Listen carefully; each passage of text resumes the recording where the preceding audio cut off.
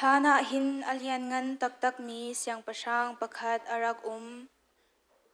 ram tampi arak uk I arum zong arum ngai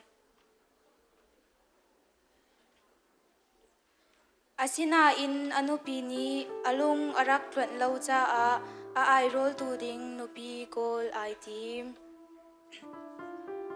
aram chung nu do na chu an khom na I chu lak a chun du anung ngai mi ngak nu esta ni chun alung aton cha ama chu athim I siang pasang nu aser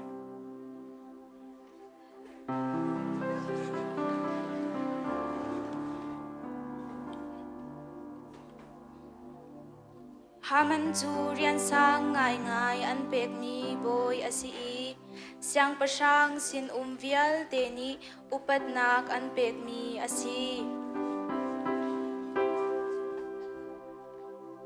asina in Mordecai ti mi Juda mi pani chun an phung asi lo cha akun piak tu lo chutik haman chu achek ni tiang in arun I an mi phunning in shodi chikchek atim na chu kong chu Mordecai ni athai tik alung re athai ngai I an mi phun asimi esta siang pasang nu chu avachim an mi phunning in an luat kho nak nga siang pasang kha kan nol piak tia ati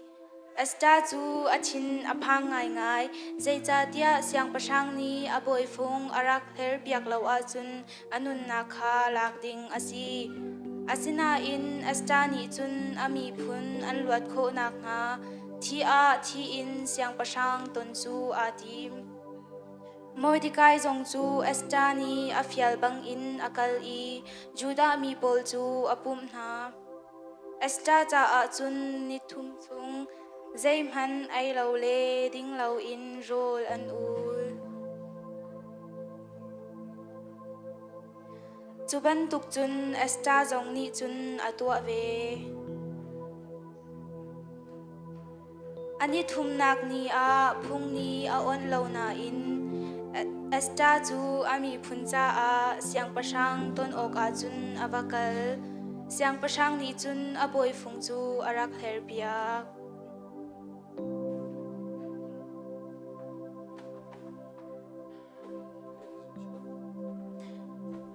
esta ni chun an mi phun haman ni an chi mi atim na kong chu achim tik siang pasang chu achin ahung I haman chu an tlai